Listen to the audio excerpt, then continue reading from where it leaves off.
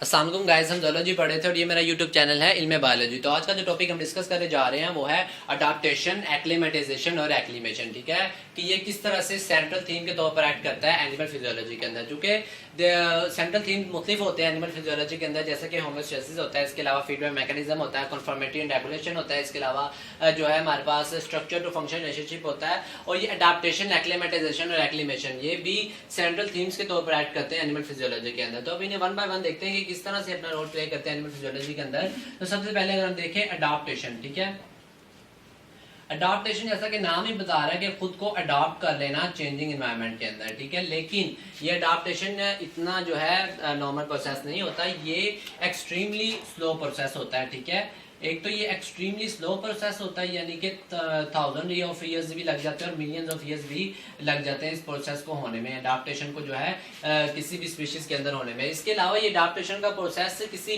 Specific जो है individual के अंदर या ग्रुप ऑफ इंडिविजुअल्स के अंदर नहीं होता, जबकि ये अडाप्टेशन का प्रोसेस एक पूरी स्पीशीज के अंदर होता है। ठीक है, ये एक स्पीशीज के अंदर पाया जाता है और जो है स्पीशीज के अंदर भी टाइम लेता है। ठीक है, थाउजेंड से लेकर मिलियंस ऑफ ईयर्स भी लग जाते हैं, और ठीक है, और एक उस स्पीशीज में जो है उस अडाप्टेशन को इन्वॉल्व होने में।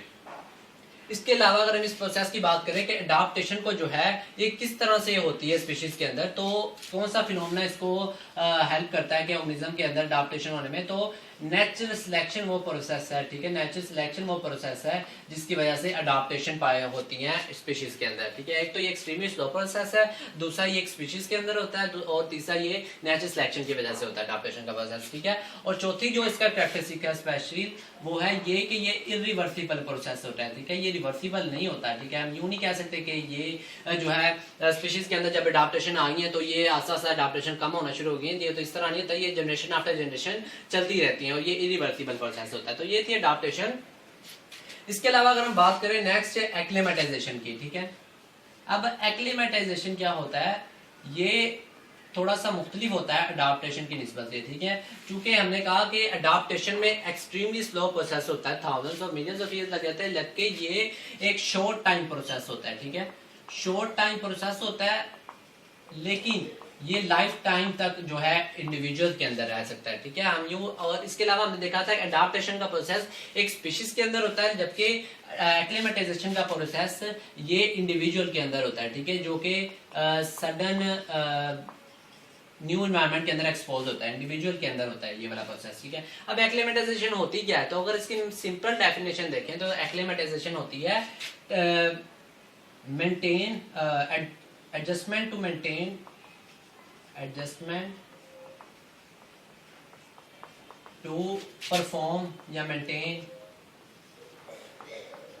Normal function. ठीक है, ये एडजस्टमेंट होती है। ठीक है, शॉर्ट टाइम के लिए जो है एडजस्टमेंट आती है उस इंडिविजुअल के अंदर टू परफॉर्म नॉर्मल फंक्शन, ताकि वो जो है नॉर्मल फंक्शन परफॉर्म कर सके। अब ये एडजस्टमेंट किस तरह से होती है, ठीक है, अब अगर हम इसी एक्लिमेटाइजेशन की असल डेफिनेशन देखें तो अगर हम किसी इंडिविजुअल को, ठीक है, कि कोई भी इंडिविजुअल है उसको जो है फिजियोलॉजिकल, ठीक है, फिजियोलॉजिकल और इसके अलावा बायोकेमिकल, इसके अलावा जो है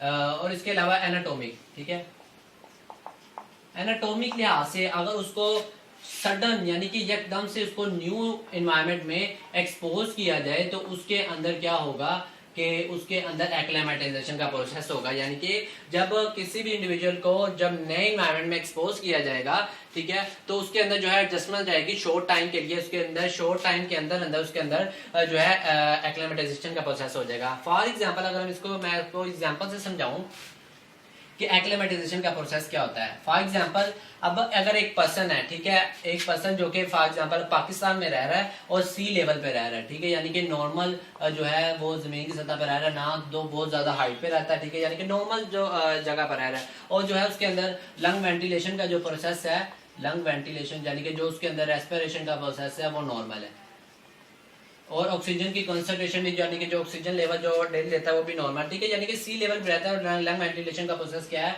नॉर्मल।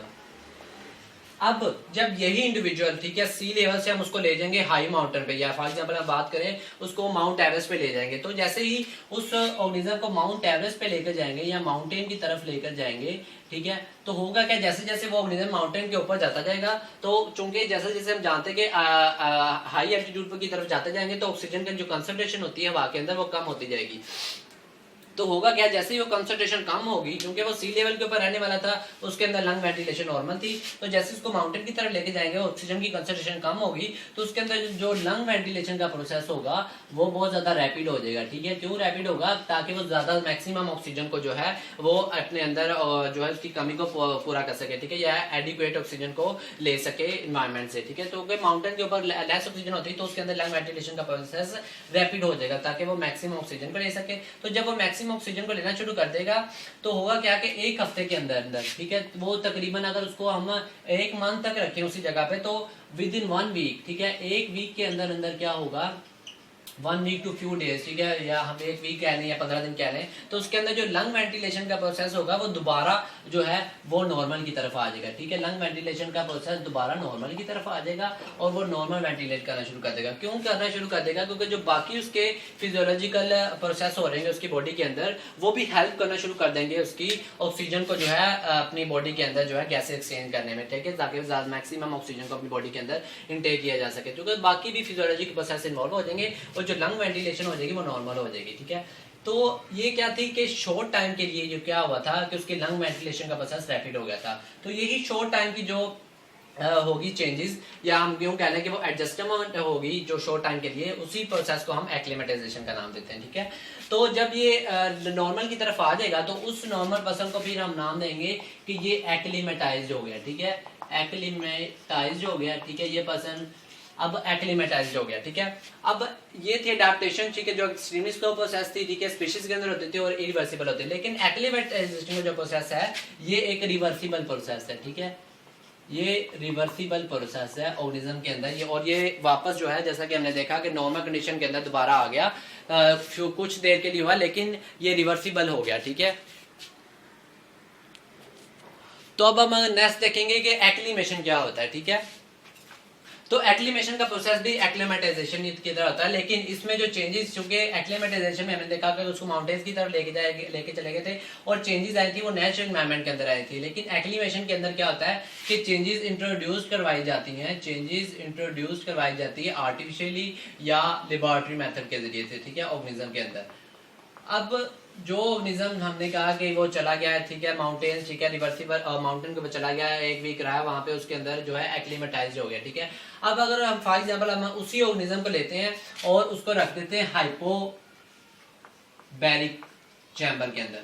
अब हाइपोबैरिक चैम्बर क्या होता है, ये एक आर्टिफिशियल एनवायरनमेंट दिया जाता है। ठीक है, फॉर एग्जांपल ये मोस्टली दिया जाता है एस्ट्रोनॉट्स को। ठीक है, ये मोस्टली जब एस्ट्रोनॉट्स वगैरह की तैयारी करने तो यानी जो खलाबाज होते हैं, ठीक है, तो उन्हें एक हाइपोबैरिक चैम्बर में रखा जाता है। हाइपोबैरिक चैम्बर क्या होता है कि इसके अंदर लेस ऑक्सीजन की कंसंट्रेशन होती है। ठीक है, ये आर्टिफिशियल एनवायरनमेंट होता है जिसके अंदर ऑक्सीजन की कंसंट्रेशन लेस होती है, और जब वो उसी ऑर्गेनिज्म को हाइपोबैरिक चैम्बर के अंदर रखेंगे तो वो क्या करेगा कि उसके अंदर फिर वही प्रोसेस होगा, यानी कि वहां पे तो नेचुरली तौर पर माउंटेन्स के ऊपर लंग वेंटिलेशन का प्रोसेस हो गया था रैपिड, और जो है विद इन 1 वीक जो नॉर्मल आ गया था, उसी तरह ये इसमें हाइपोबैरिक चैम्बर के अंदर भी क्या होगा, लेकिन ये आर्टिफिशियल तौर पर दिया गया। ठीक है, यही सारा प्रोसेस होगा और जो है विद इन 1 वीक या फ्यू डेज के बाद वो जो है उसके अंदर जो है नॉर्मल लंग वेंटिलेशन का प्रोसेस हो जाएगा। उसके अंदर जो एनिमल फिजियोलॉजी होगी या जो बाकी फंक्शन हो रहे होंगे वो भी उसकी हेल्प करना शुरू कर देंगे उसके नॉर्मल ब्रीथिंग के अंदर, या बाकी जो है उसके जो फंक्शन डिस्ट्रैक्ट हुए थे वो सारे नॉर्मल होना शुरू हो जाएंगे।